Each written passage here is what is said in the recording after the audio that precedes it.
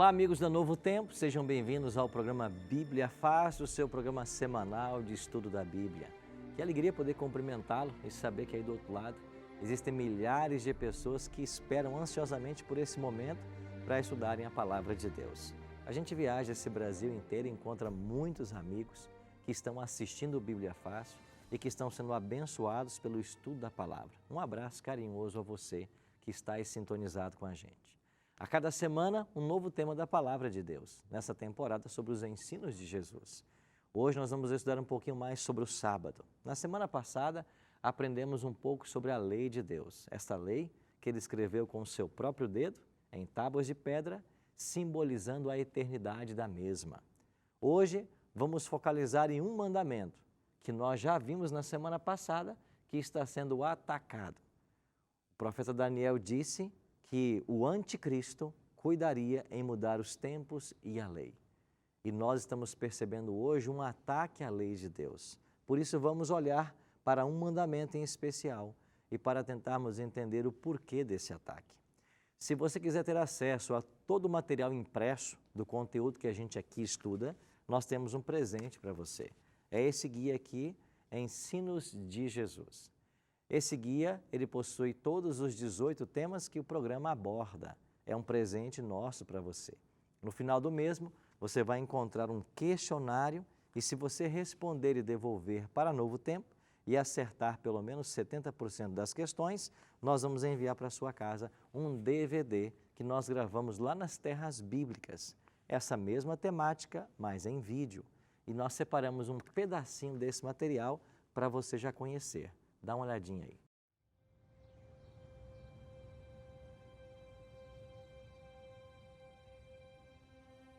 Estamos aqui na cidade de Tibérias, ou Tiberíades, como diz a Bíblia, ao lado do Mar da Galileia, em Israel. Como você pode perceber, o comércio todo está fechado.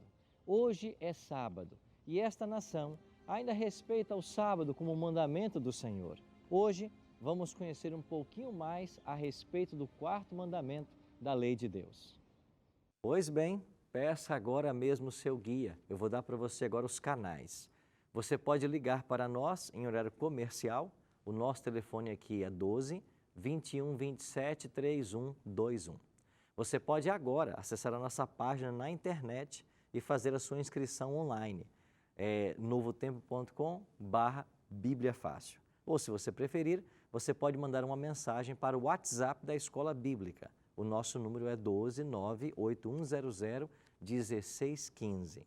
Escolha a forma que for mais fácil para você, faça contato com o Novo Tempo e nós vamos enviar esse guia pelos correios para a sua casa. Num prazo de 15 a 20 dias no máximo, ele está chegando em qualquer parte do Brasil. Você que está fora do Brasil, nós não enviamos esse material para fora do Brasil. Mas você pode acessar o site ensinosdejesus.com.br e você vai ter acesso a esse guia em PDF. Aí você faz o download e pode ler também como desejar. E se você quiser fazer o curso online, você pode acessar agora a nossa página, é biblia.com.br, biblia.com.br. Eu fico muito feliz porque a Novo Tempo, a Igreja Adventista, ela detém o principal domínio do nome Bíblia no Brasil. Sabe por quê? Porque nós temos um compromisso muito sério com a Bíblia. Então, esse site tem lá 17 cursos que você pode fazer online. São todos cursos gratuitos e nós oferecemos no final ainda um lindo certificado para você ter uma lembrança desse estudo que você fez. biblia.com.br, tá bem? Todos já estão prontos para começarmos mais um estudo, mais uma semana juntos? E agora nós vamos então estudar um tema que é um tema muito especial. É um tema ao mesmo tempo controvertido, mas sem dúvida a palavra de Deus terá para nós todas as respostas que nós precisamos. O que Jesus ensinou sobre o sábado? Esse é um tema polêmico, principalmente no mundo religioso hoje. E nós precisamos deixar que a Bíblia fale para nós, que ela diga o caminho que nós devemos seguir. Mas antes, nós vamos orar. E eu convido você em casa também para nós se juntar a nós nesta oração, pedindo a bênção de Deus para o estudo. Pai querido, estamos reunidos mais uma vez com a Tua Palavra em nossas mãos. Nós vamos abri-la. A nossa mente não é suficiente para compreendermos os mistérios desse livro. Mas se o Teu Espírito atuar em nossa mente, abrindo-a para a compreensão, e se Ele atuar em nosso coração, abrindo-o para a aceitação, nós vamos encontrar a vida eterna nesse livro. Por isso, Pai, nos abençoa. Não apenas nós que estamos aqui nos estúdios da Novo Tempo, mas a cada amigo e a cada amiga que agora está sintonizada na Novo Tempo, no desejo de aprender mais da Tua Palavra. Em nome de Jesus, nós te pedimos isso. Amém. Cristo trouxe muitas alegorias para falar de coisas espirituais. E uma das que mais me chama a atenção é quando Jesus disse assim: um homem construiu sua casa sobre areia, e quando vieram os ventos, soprou forte, as águas, aquela casa ruiu. Mas um outro homem construiu sua casa sobre a rocha, e o vento bateu contra ela, as águas bateram, mas nada aconteceu. Ao contar essa ilustração, Jesus estava dizendo que Ele é a rocha, e a palavra é a rocha, e a casa é a nossa vida. Construir a nossa vida sobre a rocha é firmar a nossa cosmovisão na Bíblia e em Cristo. E quando eu falo de cosmovisão, a palavra em si já diz, né? É o conceito que eu tenho de mundo, como eu enxergo o mundo. Então, quando eu enxergo o mundo através da Bíblia e através de Cristo, a minha cosmovisão é totalmente diferente. É por isso que nós temos hoje tantas divergências filosóficas. Porque se você baseia a sua cosmovisão, por exemplo, na filosofia, você vai pensar como pensavam Platão, Aristóteles e Sócrates, que é o fundamento da filosofia. Se você basear a sua cosmovisão em outra linha de pensamento, você vai olhar o mundo com esta linha. Mas os cristãos acreditam, e eu acredito nisso, de que a cosmovisão mais sábia é a cosmovisão bíblica. É olhar para a Bíblia como um pano de fundo para todas as realidades. Então você entende a sua origem, nós viemos do Jardim do Éden, você entende o seu propósito, você está aqui num vestibular e você tem apenas dois destinos, salvação ou perdição. Essa é a história, é o enredo da cosmovisão bíblica. E quando a gente começa a olhar por esse lado, você percebe como as coisas fazem sentido. Você descobre que o planeta Terra foi envolvido num grande conflito, desde o Jardim do Éden, que existem duas forças atuando hoje e que existem dois planos, um plano físico e um plano espiritual. Esse plano físico é o que você pode ver e tocar. O plano espiritual é aquilo que você não pode ver e nem pode tocar. Por exemplo, nós acreditamos na existência de Deus, não podemos tocá-lo. Nós acreditamos na existência dos anjos, nós não podemos tocá-lo, não podemos vê-los. Mas a gente acredita nesse mundo espiritual. Acreditamos em salvação e perdição. É por isso que fundamentar a nossa vida na Bíblia, na visão cristã, é seguro.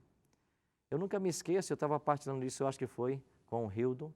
Eu sou muito admirador de um pastor chamado Alejandro Bulhon, que vocês talvez alguns conheçam. E certa vez uma repórter perguntou para ele: você prega sobre Deus, mas e se no futuro você descobrir que Deus não existe e que nada disso que você prega é verdade? E ele deu uma ilustração que eu achei muito sábia. Ele disse assim: se um dia no futuro eu descobrir que Deus não existe e tudo que eu prego é mentira e não existe vida eterna, o que eu terei perdido? Se não existe vida eterna, eu não terei perdido nada. Agora, se você não crê em Deus e nem se prepara, e no futuro você descobrir que existe Deus e existe uma vida eterna, o que você terá perdido?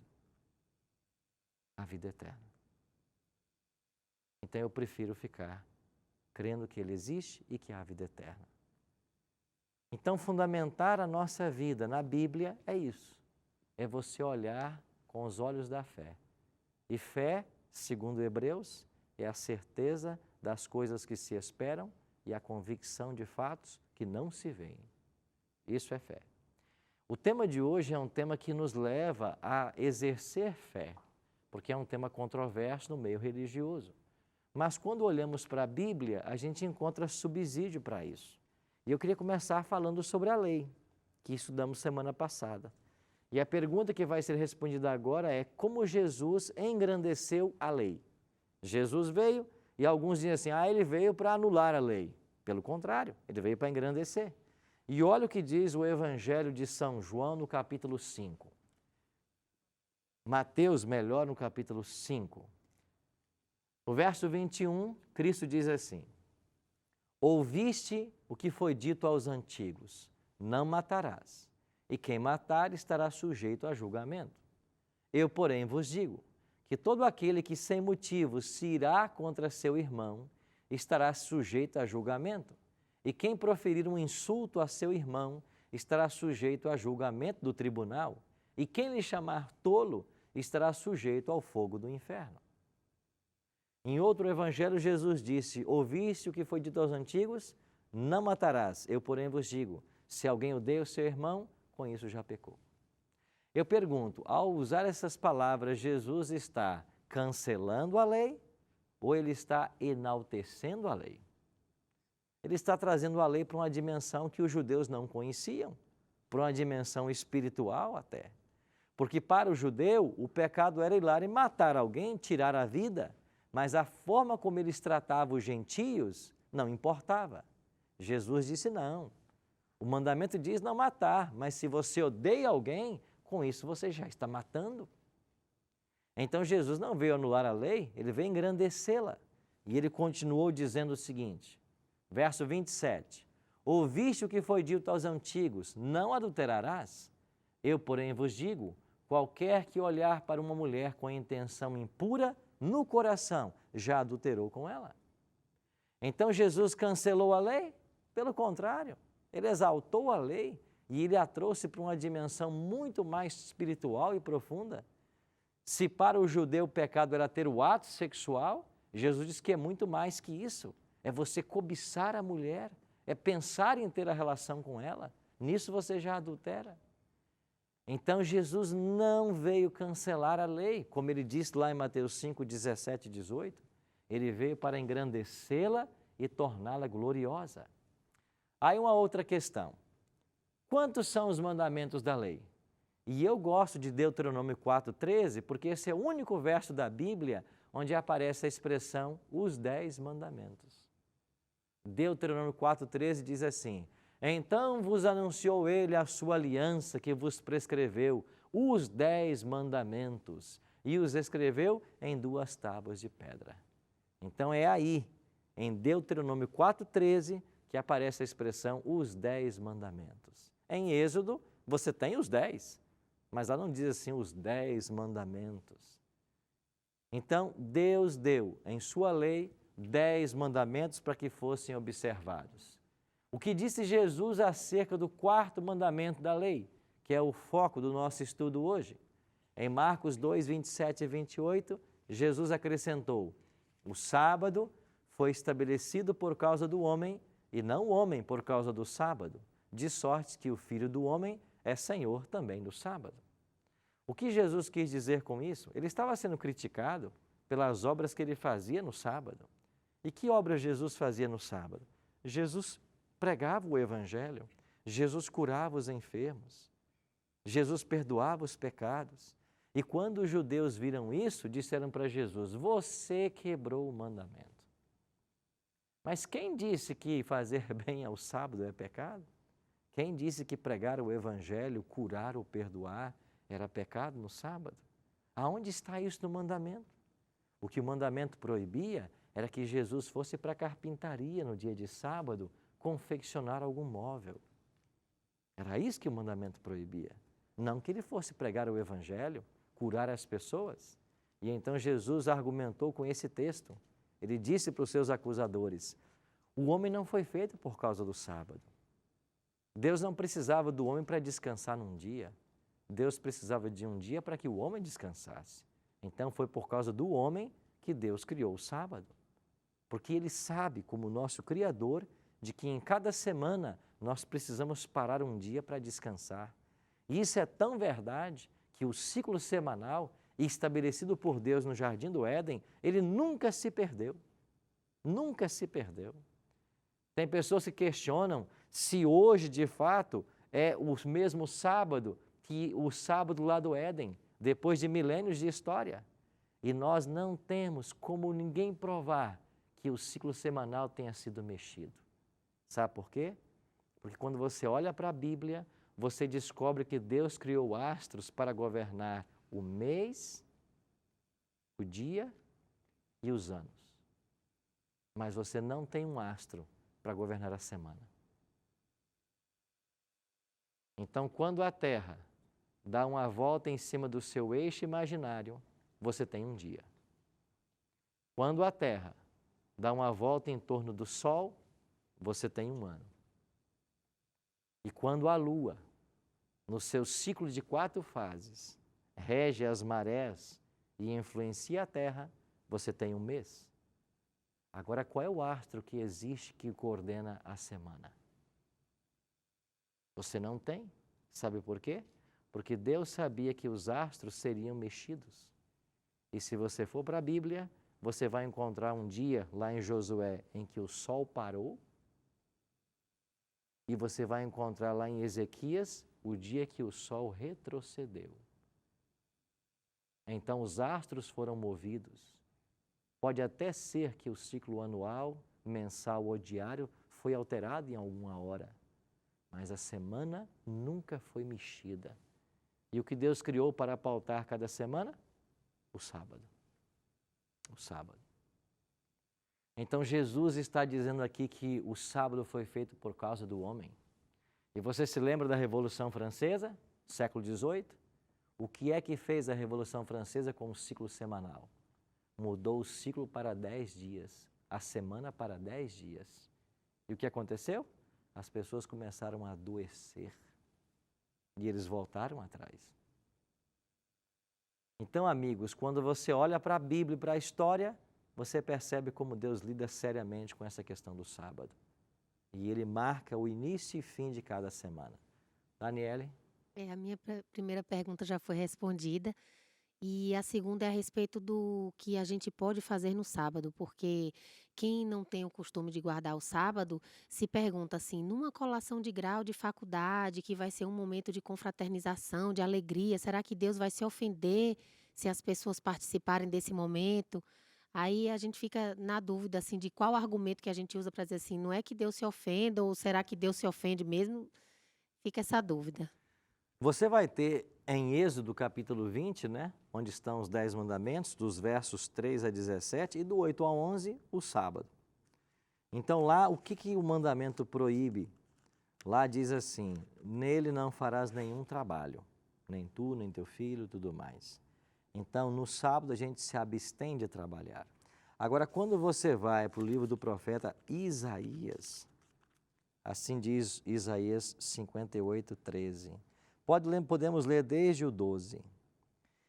Os teus filhos edificarão as antigas ruínas, levantarás os fundamentos de muitas gerações, e serás chamado reparador de brechas e restaurador de veredas, para que o país se torne habitável. Sabe o que o profeta está falando? Que o povo do conserto é reparador de brechas. E qual é a brecha que nós temos que reparar, que foi feita a quebra dos mandamentos?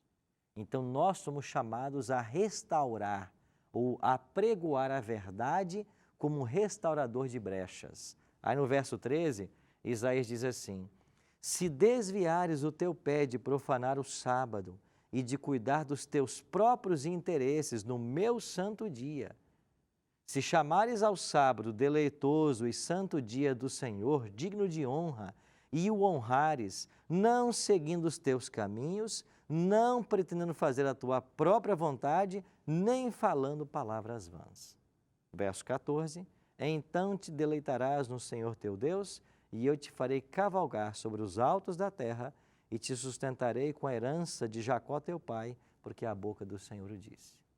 O que nós não mais fazemos no sábado, além de não trabalhar na nossa rotina diária, nós não buscamos cuidar dos nossos próprios interesses. Nós não procuramos não falar palavras vãs. Nós dedicamos o dia para estarmos com a família, na igreja e servindo o próximo. Seguindo o modelo de Jesus, o que é um hábito entre os adventistas? A gente chama de fazer trabalho missionário, ou seja, levar a missão. E como se leva a missão? Visitando asilos, visitando hospitais, visitando delegacias e partilhando com as pessoas o Evangelho no dia de sábado. Então, o sábado é um dia de você pensar na família, na comunidade espiritual, que é a igreja, no repouso do trabalho e em fazer bem ao próximo. E se fizer isso em outro dia da semana? Eu entendo que o sábado Deus instituiu não para ele, mas para o homem. Aham. Que queria que o homem trabalhasse uma semana e descansasse e o adorasse e fizesse o bem no sábado, né? Segundo o Certo. mandamento. Mas se o cristão faz isso no domingo, guarda o domingo e o adora no domingo, tem alguma diferença assim por assim fazer a mesma coisa só que em dia diferente? Que acha de eu começar a devolver o dízimo de 5%? Vai ser aceitável a Deus? Deus não deu para você escolher o dízimo ou o valor do dízimo. Ele diz para você que é 10%. Você pode devolver 5%, isso não é dízimo. Você pode devolver 15%, isso não é dízimo. Dízimo é 10%. É uma questão de obediência à lei, né? Deus não diz para você, você pega do 7 e escolhe um dia. Deus não fez isso. Ele disse, você vai trabalhar 6 e no 7º você vai descansar. Quando você vai para Gênesis 2, 1 a 3, lá diz assim, havendo Deus terminado sua obra no dia 7º, descansou desse dia. Aí eu te pergunto, Deus descansou? Ele trabalhou 6 dias e se cansou? Deus não estava cansado. Mas por que ele descansou? Porque ele deu um exemplo para você. Aí alguns querem dizer assim, então eu posso trabalhar de domingo, de segunda a sábado, descansar o domingo. Não, a Bíblia não te autoriza isso. Em toda a Bíblia, você vai encontrar o sábado sendo observado. Por que é que o povo de Deus, em algum momento da história, quer seja no Antigo Testamento ou no Novo Testamento, não escolheu um outro dia então para adorar? Por que alguém não fez isso? Porque não é lícito. Então hoje quando alguém, e eu já ouvi líderes religiosos influentes ensinarem isso. Não, Deus santificou, foi o 7º dia. Você trabalha 6 e escolhe o 7º. Não, Deus nunca ensinou isso. Deus disse, você vai trabalhar 6. E o 7º dia, que é o sábado do Senhor teu Deus, é isso que está escrito. Então eu não posso querer escolher religião do jeito que eu quero. Ou eu sigo o que Deus está orientando, ou então eu posso rasgar esse livro e fazer o que eu quiser da minha vida, se não importa o que ele disse. Então, o que a gente evita fazer no sábado, voltando à sua pergunta, aquilo que é do meu próprio interesse, certo? Então, é do meu interesse terminar minha faculdade? É, mas eu não vou na aula no sábado. Isso é meu interesse. Eu não vou na aula no sábado. E os adventistas não vão, entendeu? Eles fazem ajuste com os professores, eles se formam. Alguns passam por mais dificuldades do que outros. Alguns vão ter que passar aí 6 anos para terminar uma graduação, mas é o preço de sua fidelidade a Deus. E essa fidelidade, ela vai ser recompensada. Nós vamos para o intervalo e assim que voltarmos, nós temos aqui mais 2 perguntas a respeito desse ponto. Não saia daí, a gente já volta.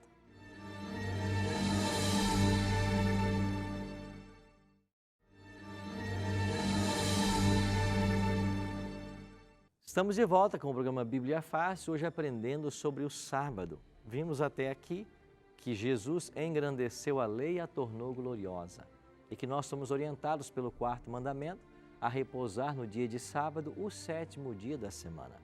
Nós terminamos o bloco com 2 mãos levantadas para perguntas. Iana? Como a Daniele disse, né? Você tem um parente, um primo, um filho não, um parente próximo que não é adventista e está se formando e vai comemorar a colação de grau, alguma coisa assim, e vai ser na sexta-feira à noite ou também no sábado. O sábado, depois do pôr do sol, está tudo certo. Aham. Mas na sexta-feira à noite, a lei diz para não fazer nada em proveito próprio, certo?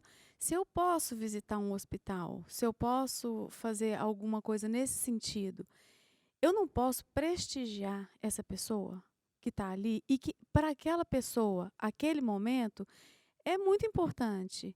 né? Sei lá se é uma colação de grau, alguma coisa nesse sentido. Talvez até um casamento que a pessoa vai fazer. Talvez até um O que casamento. acontece muito aos sábados, não é isso? Isso, não, mas um sábado à noite, depois Que do pôr do fosse no sol. sábado de dia. Uhum. Não temos nenhum problema em ir lá. Você ir numa festa de casamento de alguém no sábado, você está prestigiando o seu conhecido, o seu amigo, e você está ratificando com a sua presença a aprovação a essa cerimônia que é bíblica. Agora, por que é que nós adventistas não casamos no sábado? Porque o casamento envolve um grande preparo. Isso. E esse preparo certamente faria quebrar o sábado, como mexer com roupa, salão, ornamentação. Então é por isso que nós evitamos isso no sábado. Agora, outra pessoa que não é adventista vai se casar. Nós não temos nenhum problema em prestigiar essa pessoa estando na cerimônia dela. Então eu posso comparecer a eventos que sejam importantes na sexta-feira à noite e no sábado durante o dia. Não tem dificuldade com isso. Desde que esses ambientes sejam ambientes que eu possa estar. Às vezes você vai ter uma formatura e depois vai ter um baile. Aí onde se coloca uma música que eles desejam e começa uma grande festa. Quer dizer, eu iria para a colação, eu não ficaria nessa festa. Então é um critério de um ambiente também que você está, certo? Não é transgressão. Não, Ok. certo? Amigo? Bom, pastor, a minha pergunta era mais ou menos igual que a Daniela fez, né? Aham. O que fazer no sábado, né? Então, devo entender o seguinte, eu não posso fazer nada Para o meu para o meu benefício. benefício, Aham, mas que eu possa fazer em benefício de outra pessoa, desde que não haja remuneração. certo. E que também o sábado não é um dia para ficar em casa dormindo, é mais Não ou é menos também. isso. É um dia de atividades espirituais, certo? Principalmente se você tem filhos, a família, é um dia de também se estar entre a natureza e aproveitar o dia para estudar os mistérios de Deus na natureza e como Deus se revela através da mesma. Só uma complementação do Adonai. As pessoas que eu conheço que são adventistas, o sábado é hard, é muito duro, porque você vai a lugares que necessitam da sua presença. Tem a história do juntar a panela, né? Que as pessoas sempre almoçam juntas. E é um dia duro, é um dia de trabalho duro, porém sem nenhuma remuneração. E Pelo menos trabalho espiritual, né? isso, E você está na exatamente. igreja Isso. auxiliando alguém. Aham, Essa é toda a exatamente questão que nós isso. precisamos cuidar. O que eu vou falar, Suzana. Suzana, talvez não seja assim, não pareça agradável, mas eu estava aqui pensando, o senhor falou, hoje eu estou um pouco rouca, que as crianças, a gente não perderia nada nessa vida, né? Uhum. Se no final chegasse lá e não houvesse Deus e não houvesse vida eterna. Mas eu penso assim, os meus filhos pequenos têm uma festinha no sábado de dia. Pode parecer, não sei, para mim pareceria, né, que eles estão perdendo. Se eu não for nessas festas, se eu for na formatura e não for na danceteria, são coisas da minha vida que eu estou perdendo de viver. Uhum. Tudo bem que pode parecer bom, são escolhas. A pessoa escolhe viver para Deus, né? Ou escolhe viver a vida mundana. Mas eu queria saber se uma festa de criança também seria uma coisa do demônio? Não estou dizendo aqui, nós estamos tentando vulgarizar nenhuma cerimônia, nada disso. Agora, o ponto que você levanta ele é interessante, né? Porque alguns até dizem isso para os cristãos. Ah, você não vive, né? Você não bebe, você não fuma, você não pratica sexo, você não vive. É o que dizem para nós cristãos. Eu sempre argumento o seguinte, você acha que beber, fumar, isso é viver? E quando vem uma cirrose hepática ou você contrai um câncer, aí o que você faz depois que você fumou e bebeu? Mas é isso, eu não fumo e não bebo. Não, eu estou tentando ampliar o seu Mas argumento. eu acho, não, mas é que o senhor tocou num ponto importante. O sexo eu acho que é importante. Claro eu acho que eu acho que me abster do sexo é um pouco não viver. Eu acho que não ir a festas, teatro, cinemas, cultural é não viver. Ok? Então, É como eu penso. claro, cada um tem as suas preferências e desenvolve seu estilo de vida. Agora, alguns vão enxergar que a abstinência sexual até o casamento, e é claro que Deus idealizou o sexo, para uma relação monogâmica dentro de um casamento. Alguns acham que a abstenção do sexo é não viver. Bom, você está olhando um lado da moeda. Eu queria que você olhasse outro lado. Garotas de 14 anos com bebês no colo, que em vez de uma boneca, agora carregam um filho a tiracolo. Mas isso, Essas garotas não vivem. concordo com o senhor, mas Agora, isso não é sexo. Elas... Não, só nasceu porque foi feito Sim, sexo. sem dúvida. Mas, Você tá mas não é entendendo? isso. Eu digo sexo com proteção, que não teria nascido. Aí que está a questão. Sexo adulto, exatamente. Aí- E outra coisa que eu me lembrei agora, desculpa ele cortar, mas assim, ó, eu vejo na igreja adventista, inclusive, muitas pessoas casam muito cedo, por isso. Porque é difícil ficar abstinente de sexo quando chega a idade adulta. Uhum. Então, aí eu fico pensando, não são crianças, mas são quase crianças. São jovens, bem jovens, casam sem nunca ter tido, muitas vezes, uma relação sexual com aquela pessoa. E isso, para mim, porque eu fui criada de uma forma totalmente diferente, eu acho que pode até levar a uma infelicidade nesse casamento, porque as pessoas não se conhecem. Então, Essa é a deixa eu- minha forma de pensar. Claro, e você tem todo o direito de expressá-la. Deixa eu mostrar o outro lado para você. A igreja adventista não casa adolescentes. Esse é o primeiro ponto. É verdade que eles casam mais novos do que 30, 40 anos? É verdade. E quem disse que isso é negativo? Eles começam a vida juntos. A igreja adventista, antes de casar alguém, ela prepara-os para o casamento. Cursos de noivo. O que você não encontra aí fora em geral.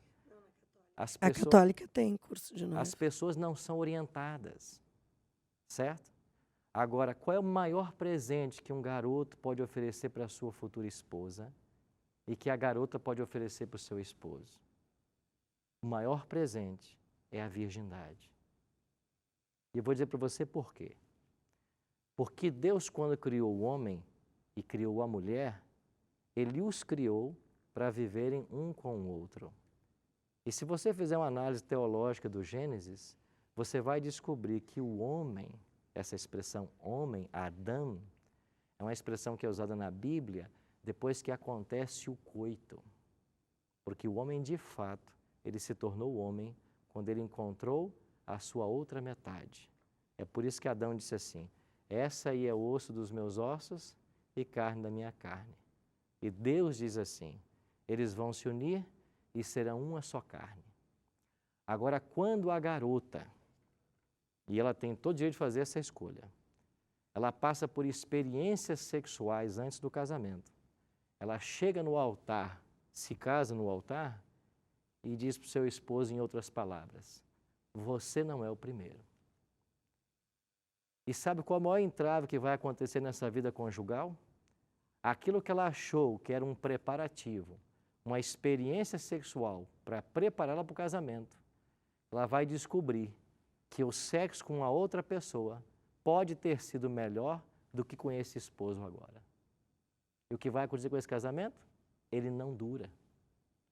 E se você olhar os índices de divórcios publicados pelos órgãos de pesquisa, você vai perceber que dentro do mundo religioso, o índice de divórcio é muito menor do que fora.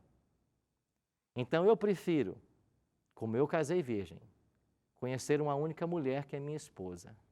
Eu não estou preocupado como seria com outra pessoa. Agora eu me guardei por décadas para encontrar a pessoa que eu amo e ela fez o mesmo. Você acha que isso não vai fortalecer a relação? Eu acho que sim, mas eu também vejo muita gente dizer, como eu lhe disse, eu acho que é uma necessidade fisiológica o sexo. E eu vejo muita hipocrisia, porque eu vejo as pessoas indo aos cultos, as coisas lá estão dizendo que seguem a Bíblia. Eu estou falando porque eu sei de histórias e porque eu acho, apesar de não seguir a Bíblia, que eu devo ser correta. Se eu digo uma coisa, é aquilo que eu faço. Como eu disse, não acho correto uma mulher se envolver com um homem casado, ou vice-versa. Então, eu sei de muita gente que está ali, prega uma coisa, mas não é o que faz. Muita gente. Porque na realidade, talvez não consiga conter. E ainda acho que muitos casos existem dentro das igrejas, daí não adventistas, nesse caso eu não sei, mas igreja católica, nós até aí comentávamos disso ontem, muitos casos que envolvem problemas na área sexual, casos de pedofilia na Igreja Católica, isso tem muito que se sabe, porque se contém aquilo que é natural do ser humano.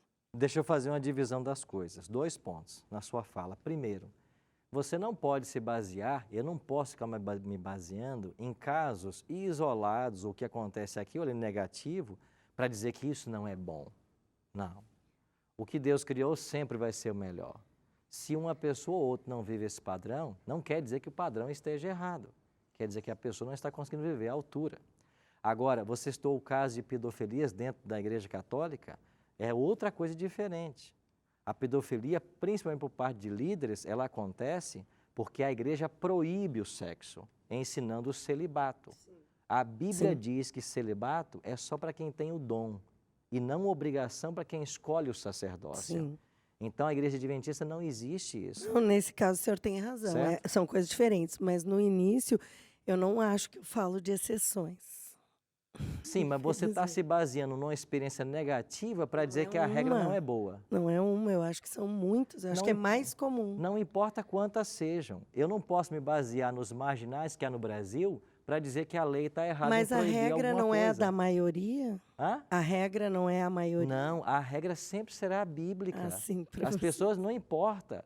O mandamento diz assim, você não adultera. Não importa se todo mundo adulterar, o mandamento continua sendo o mesmo.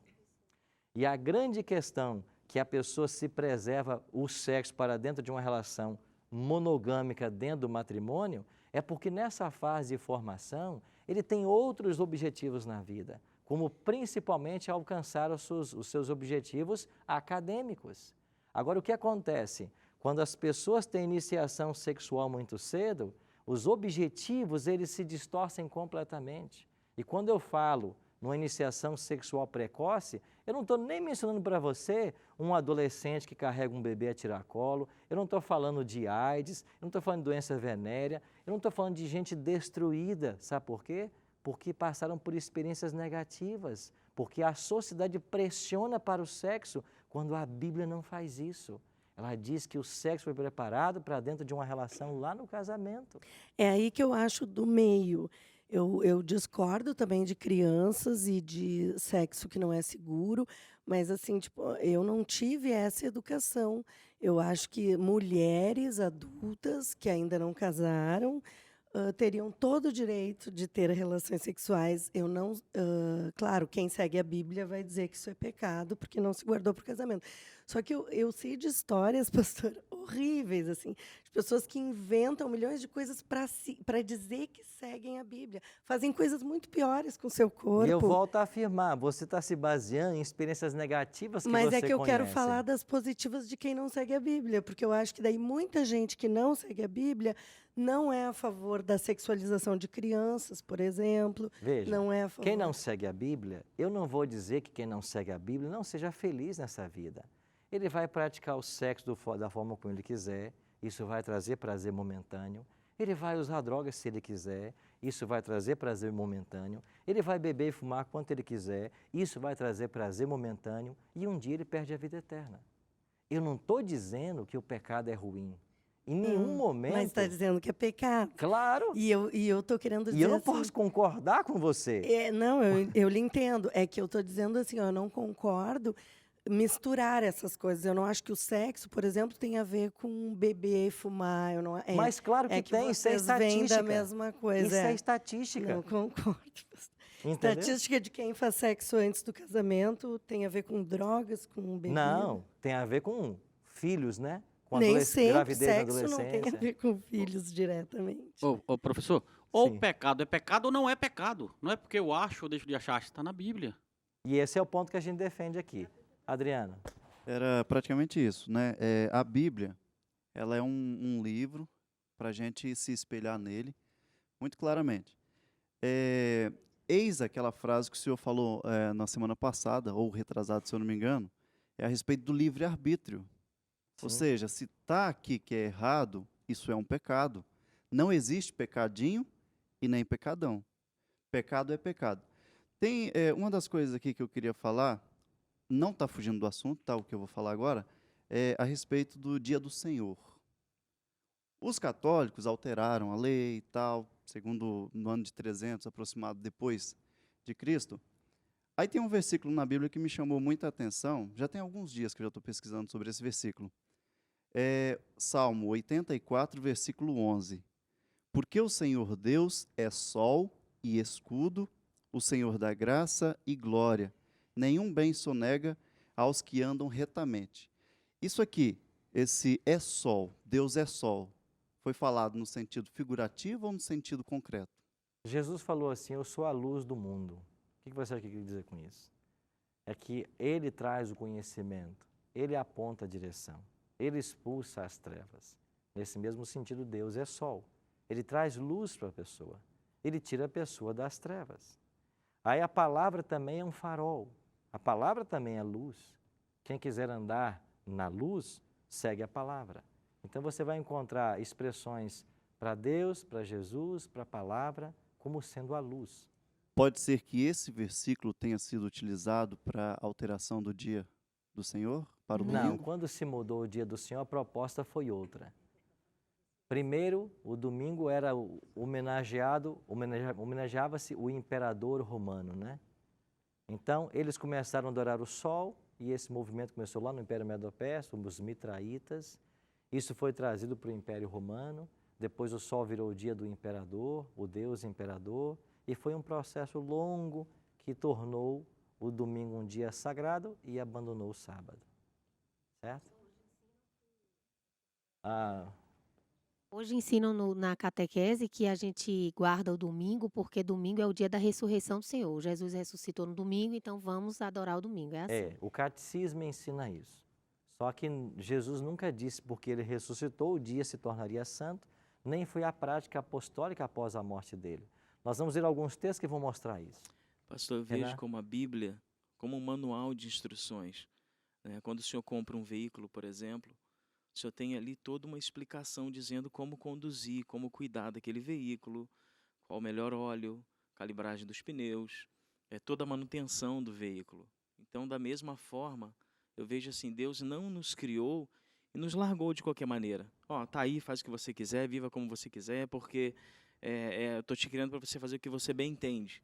Então, ele deixou para a gente um manual de instrução, dizendo como se alimentar, como viver bem, porque ele conhece a gente, ele formou a gente. Então, ele sabe melhor do que ninguém o que é bom para a gente e o que não é. Então, ele deixou a palavra dele como um manual de instruções para que a gente tenha realmente a vida que ele quer que a gente tenha, né? Para que a nossa vida seja uma vida completa e feliz. Obedecer a palavra dele, com certeza, é a atitude mais inteligente que a gente deve fazer. Ok? Só confirmando, né? E o pneu do carro, calibragem ou não, você calibra se quiser, dá manutenção se quiser. Logo, você segue a Bíblia se quiser. É o livre-arbítrio. Livre-arbítrio. A gente tocou nesse ponto aqui do livre-arbítrio. Eu queria aproveitar e abordar com vocês alguns textos mais que vão falar a respeito dessa perpetuidade do sábado. Alguns dizem assim, sábado é questão do Antigo Testamento. Aí vem a pergunta, o sábado foi observado no Novo Testamento? Vamos ver alguns textos. Lucas 4,16. Indo para Nazaré, onde fora criado, entrou num sábado na sinagoga, segundo o seu costume, e levantou-se para ler. Lucas 4,31. E desceu a Cafarnaum, cidade da Galileia, e os ensinava no sábado. Jesus guardava o sábado. Por que é que ele guardava o sábado? Porque se ele não guardasse o sábado, ele teria quebrado o mandamento. E se ele tivesse quebrado o mandamento, ele não poderia ser o nosso Salvador. Ele também precisaria de um Salvador. Aí alguns olham para esse texto, principalmente líderes religiosos, e dizem assim, não, ele ia no sábado na igreja porque ele era judeu. Mas por que então que Jesus não fazia um monte de tradições judaicas que os judeus faziam? Por que os judeus o acusaram de várias tradições judaicas que ele não praticava? Porque Jesus não praticava a guarda do sábado porque era judeu. Ele guardava porque está na lei. E já as tradições judaicas que não estão na Bíblia, Jesus não praticava. E por isso ele foi acusado. Juliana? Acho que as pessoas se esqueceram que Jesus também tinha profissão, né, pastor? Também tinha. Ele vivia para Deus, né, ensinava, mas ele tinha profissão. Ele era serralheiro, né, nos tempos Trabalhava de numa hoje. carpintaria, Uma carpintaria, né? Então as pessoas esquecem disso, Claro. né? E Querem outra, falar Jesus só não porque ele começou a guardar o pregava. sábado quando ele começou a pregar depois do batismo. Ele foi ensinado pela família a guardar o sábado. Inclusive, vamos ler um texto aqui onde vai retratar a mãe dele observando o sábado. Certo? Um outro texto que nos ajuda. Olha esse texto aqui. Lucas 23. Era o dia da preparação e começava o sábado.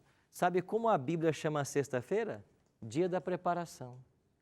E por que é que chamado dia da preparação? Porque eles se preparavam para receber o sábado.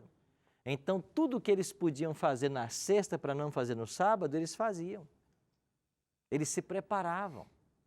Aí vem o verso 55.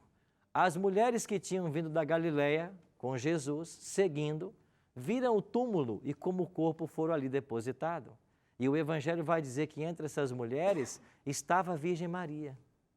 Aí no verso 56 diz assim, então se retiraram para preparar aromas e bálsamos e no sábado fizeram o quê? Descansaram segundo o mandamento. Então quem diz que sábado é coisa de Antigo Testamento é porque não está lendo a Bíblia. Basta ler o Novo Testamento para encontrar os textos. Aí dizem assim, tudo bem, Jesus guardava o sábado, mas quando ele morre na cruz, aí o sábado foi cancelado, porque ele cancelou o escrito de dívida que era contra nós. Foi esse escrito que Jesus cancelou, a lei moral? Então vamos olhar então para o maior teólogo do Novo Testamento, que é Paulo. O que Paulo disse sobre o sábado? Atos 17, 2. Paulo, segundo o seu costume, foi procurá-los e por 3 sábados arrazoou com eles acerca das Escrituras. Atos 18, 4. Todos os sábados discorria na sinagoga, persuadindo tanto judeus como gregos. Então, Paulo, que se converteu 3 anos depois da morte de Cristo, continuou guardando o sábado. Será que o maior teólogo do Novo Testamento não sabia que o sábado tinha sido abolido na cruz 3 anos atrás? Bom, se tivesse, ele saberia. Ninguém escreveu mais no Novo Testamento do que Paulo. E Paulo continua a guardar o sábado. Graciele? Olha, eu não sou adventista ainda, mas eu não posso deixar de testemunhar esse dia na minha vida, porque as religiões hoje não só não pregam o sábado, mas às vezes pregam contra o sábado. Mas a partir do momento que eu decidi deixar de ouvir teorias humanas e ir para a Bíblia, através da programação Novo Tempo que eu conheci, através do programa Bíblia Fácil, Na Mira da Verdade, mesmo antes de conhecer o trabalho da Igreja Adventista, eu me coloquei à disposição para saber o que é o sábado, porque eu sabia, porque eles não guardavam, mas eu queria saber o que a Bíblia me dizia. Eu encontrei muitas coisas na Bíblia falando sobre o sábado. Aí eu busquei e procurei saber. E quando eu entendi, como eu não coloquei à disposição de Deus para entender o que é o sábado, eu fui tremendamente abençoada. Porque quem está de fora pensa assim, nossa, doutrina, religiosidade, porque eu estive de fora. A minha igreja pensava dessa forma. Mas quando eu me coloquei à disposição de Deus para entender o que é, eu fui tremendamente abençoada. Então, eu entendo hoje que o sábado ele é um presente de lacinho que Deus te dá. É um dia que a gente se desintoxica de tudo. É um dia que você pratica o bem. É um dia que você descansa. É um dia assim que realmente é um presente para a gente. Não é uma coisa dura, entendeu? Então, tem sido para mim, eu tenho que testemunhar isso, que através do trabalho do Novo Tempo, até agradeço as pessoas que hoje eu pude perceber, eu estou aqui porque eu tive desejo de participar do Bíblia Fácil. Mesmo, eu não sou da Igreja Adventista, mas eu já tomei a minha decisão, eu quero seguir esse caminho, não questão de doutrina, mas sim a palavra de Deus. Então, eu queria agradecer a todos, porque eu vejo que até uma instituição filantrópica, que os fins lucrativos dela são almas.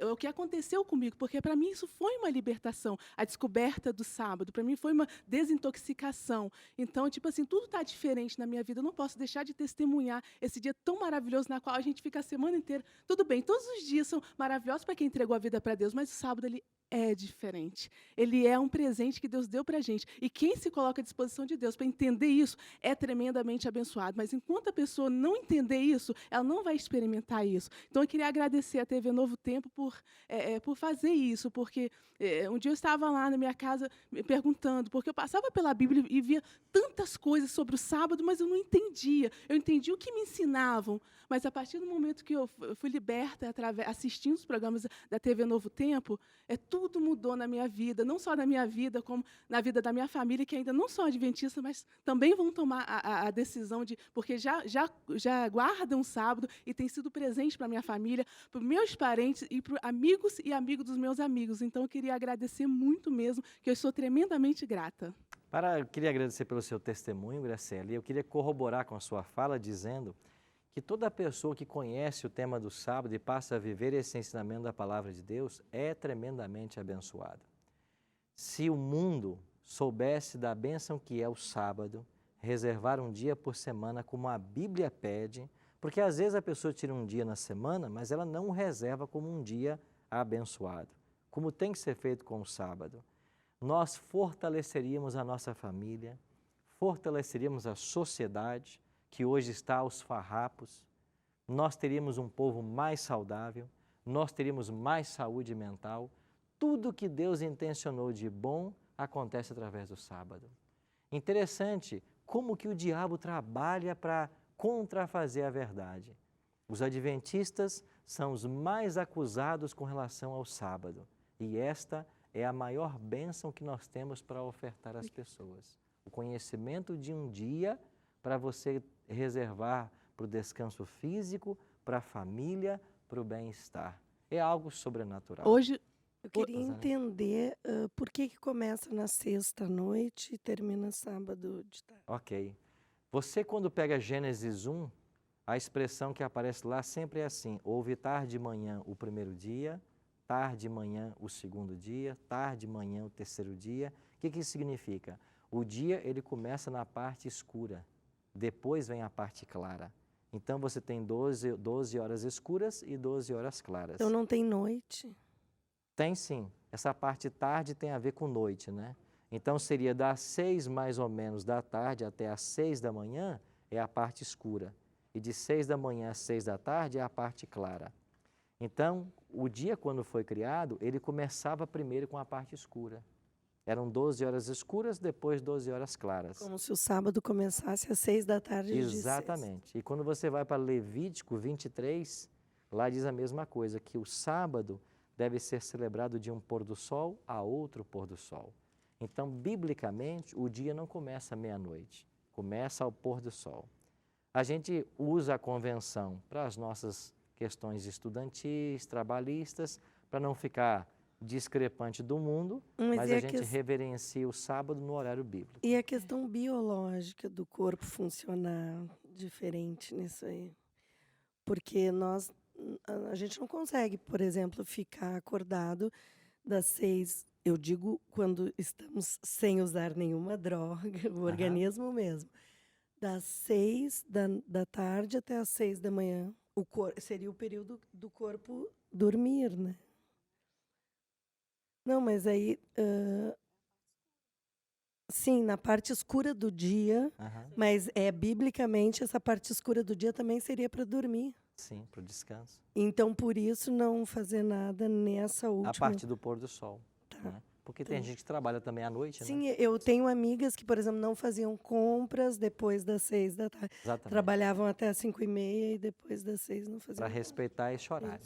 Certo? Hoje eu posso dizer quando eu perdi 18 anos da minha vida numa igreja, deixando de apreciar esse dia maravilhoso que é o sábado. Eu perdi, mas Deus sabe de todas as coisas, então eu estou vivendo intensamente. E certo como Deus vive, não dessa doutrina, mas dessa verdade, eu só saio para a minha eternidade. Amém.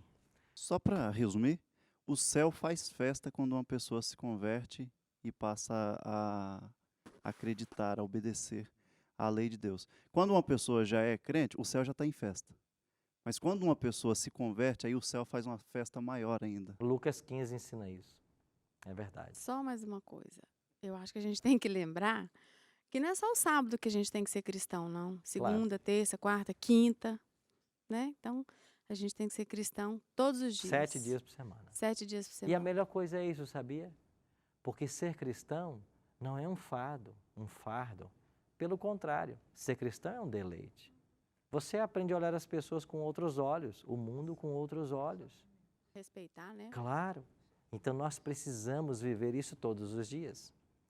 Vamos finalizar o tema do sábado e eu queria entrar num último detalhe. Lembra que nós estudamos semana passada sobre uma profecia de Daniel? E lá em Daniel 7:25 diz que os tempos e a lei seriam mudados. E quando você vai para Daniel 8:12, a verdade seria lançada por terra e o erro prosperaria. Semana passada eu falei nessas 3 mudanças que aconteceram na lei de Deus. A exclusão do 2º mandamento, que proibia adorar imagem de escultura, a divisão do 10º em 2 e a mudança do sábado para o domingo. Essa foi a alteração que aconteceu na história. E quando você vai para Apocalipse, o último livro da Bíblia, lá se pergunta quais seriam as características da igreja remanescente de Deus. No tempo do fim, Deus tem uma igreja. E em Apocalipse 12:17 diz assim: irou-se o dragão contra a mulher. Quem é o dragão em Apocalipse? É Satanás. Ele está irado contra a mulher. Quem é a mulher? A igreja. E ele foi pelejar com os restantes da sua descendência, o remanescente fiel do tempo do fim. Quem são eles? Os que guardam os mandamentos de Deus e têm o testemunho de Jesus. O Apocalipse, quando fala da igreja fiel do tempo do fim, diz assim: essa igreja guarda os mandamentos de Deus e tem o testemunho de Jesus. O que é isso? Veremos isso mais à frente. Pastor, Adonai. Nós devemos entender, então, que essa mudança, ou a tentativa da mudança do sábado para o domingo, foi só uma afronta à lei de Deus? Claro. E lembra que eu falei semana passada que o sábado é o único mandamento que aponta Deus como Criador? O diabo sempre quis ser adorado. Você vai ler lá em Isaías e Ezequiel, são 2 capítulos que falam sobre o estado dele antes da queda, que o orgulho nasceu no coração dele e ele desejou ser maior do que Deus. O diabo sempre quis ser adorado. Quando você vai para Mateus capítulo 4, ele diz para Jesus no deserto assim: se você é o Filho de Deus, se prostra e me adora. O diabo sempre quis ser adorado. E agora, quando você tem na lei um mandamento que manda o povo de Deus ir adorar a Deus no dia que ele criou para ser adorado, o diabo odeia isso. Quando você pega a sua Bíblia e vai no sábado para a igreja, no dia que Deus estabeleceu, o diabo odeia isso. E ele tem tanto ódio que ele está fazendo de tudo para convencer você que o dia certo, o dia sagrado não é o sábado, é outro. E eu falo para você que é cristão, a maioria das igrejas ensina que o dia santo é o domingo. E o grande argumento usado é porque nele Jesus ressuscitou. Mas quem disse que porque ele ressuscitou no domingo, ele fez desse dia um dia santo? Você não encontra esse texto na Bíblia. Você não encontra na Bíblia nenhum texto dizendo que o domingo é um dia santo. Agora você tem dezenas falando sobre o sábado, o mandamento da lei. Agora, por que é que o diabo está tendo sucesso? Porque as pessoas não vão para a Bíblia. Nós acabamos de ouvir o testemunho da Graciele. 18 anos, tinha a Bíblia, via ali o sábado, mas há uma confiança na liderança espiritual. Há uma confiança no pastor, no padre, no bispo, no missionário. Há uma confiança nesses homens. E esses homens não ensinam o sábado. E você vai, então, apaziguando a consciência e vivendo como você é ensinado. Mas eu queria convidar você hoje a tomar uma postura, a orar a Deus, pegar esse livro, que na sua igreja também é defendido, e começar a ler e perguntar assim: o sábado deve ser observado ou não? Com essa pergunta em mente, comece a estudar a Bíblia. E sabe a que conclusão você vai chegar? Que biblicamente o sábado é o dia a ser observado, porque é o 4º mandamento da lei de Deus. E aí você pode fazer a sua escolha. Por que eu digo que você pode fazer? Porque Deus não força ninguém a nada. Você quer continuar guardando o domingo? Você pode. Você quer guardar a sexta-feira, como os muçulmanos fazem? Você pode. Você quer escolher a terça-feira como dia sagrado? Bom, você pode. Agora se lembre, você tem livre-arbítrio para escolher o que você quiser, mas o erro, nem o tempo, o transforma em verdade. O erro sempre será erro. A verdade sempre será verdade. E isso independe do tempo. E essa verdade chegou para vocês. Chegou para todos nós. E a pergunta que eu faço para você hoje é: o que você vai fazer com essa verdade? Você pode ignorá-la e continuar a sua vida normalmente. Você pode. Ou você pode escolher, como ouvimos o testemunho da Graciele, fazer desse dia um dia especial. Em obediência a Deus, passar a reservá-lo para a adoração, para a família, para o descanso físico. Nós vamos ter uma música agora. E enquanto você ouvir essa música, eu queria que você pensasse. Deus está chamando você para mais um passo pela fé. Deus está chamando você para abraçar mais uma verdade da palavra de Deus. Se Ele está chamando e se o Espírito toca no seu coração, aceite, ouça o chamado.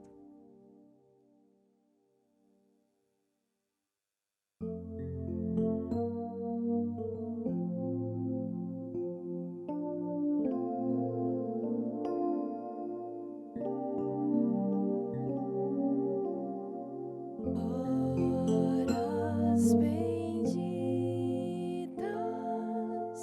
santas e felizes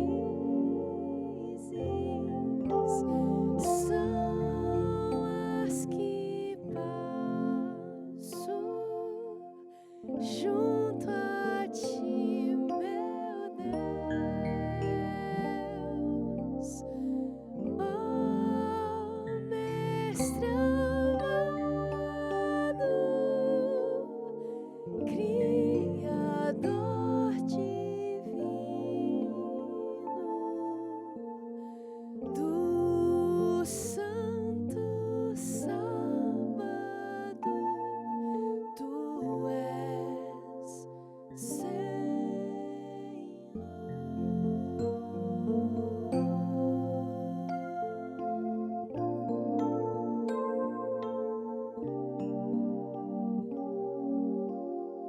E logo à tarde, quando o sol se esconde,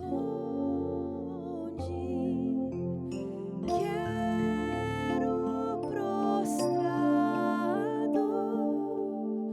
aos teus pés estar. Oh, Mestre amado, Criador divino do santo sábado, tu és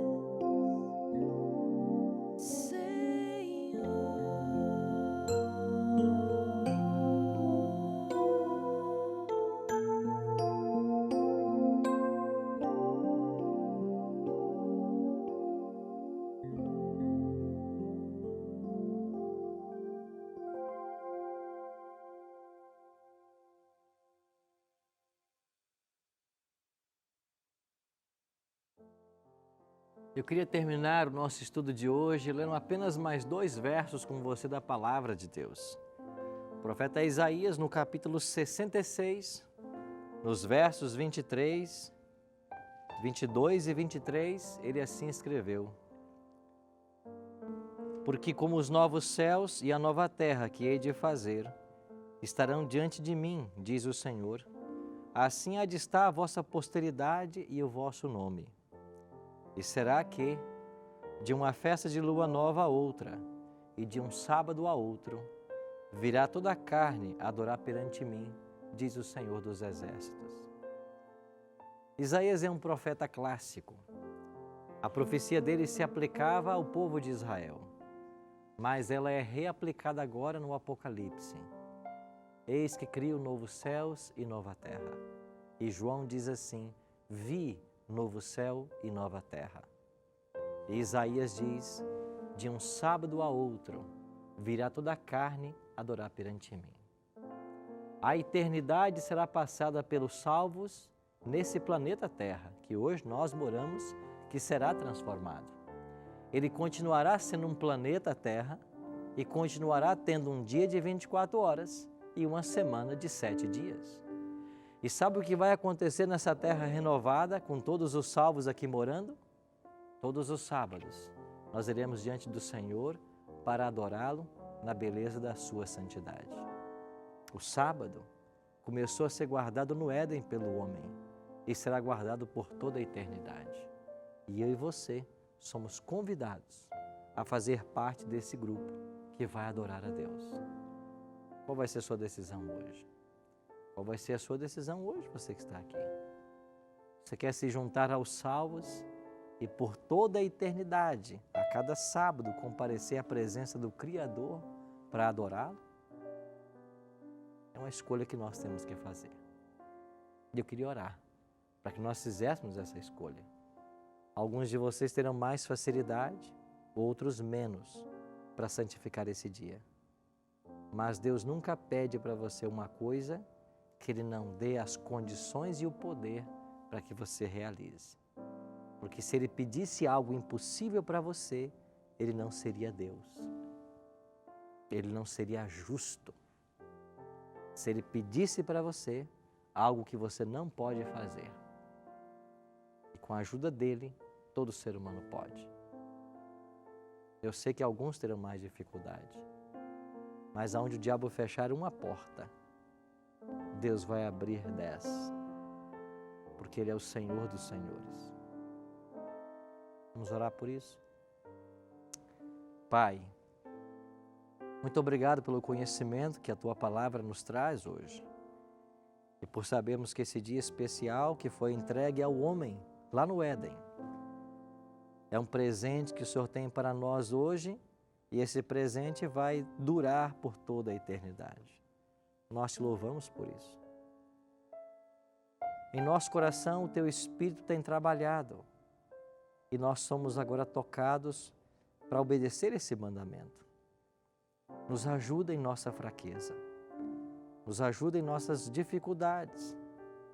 Tu sabes que aqui temos advogados, promotor, professores, psicólogos, fotógrafos, empresários, ramos variados. E talvez para alguns destes o sábado era um dia crucial. Mas se o Senhor está pedindo isso, abra, Pai, as portas para que nós possamos obedecer-te. Não nos deixe nunca duvidar da Tua bondade. E eu quero orar por esses que estão em casa agora também. Muitos estão se perguntando, como que eu posso guardar o sábado no trabalho que eu tenho, na profissão que eu escolhi? Que o Teu Espírito os auxilie, que o Senhor mostre o caminho, porque o Senhor é Deus. E nós nos colocamos em Tuas mãos, suplicando a Tua bênção e a Tua direção, em nome de Jesus. Amém. Obrigado, querido, obrigado, querida, pela sua companhia no programa de hoje. Na semana que vem a gente se encontra para mais um tema da Palavra de Deus. Até lá.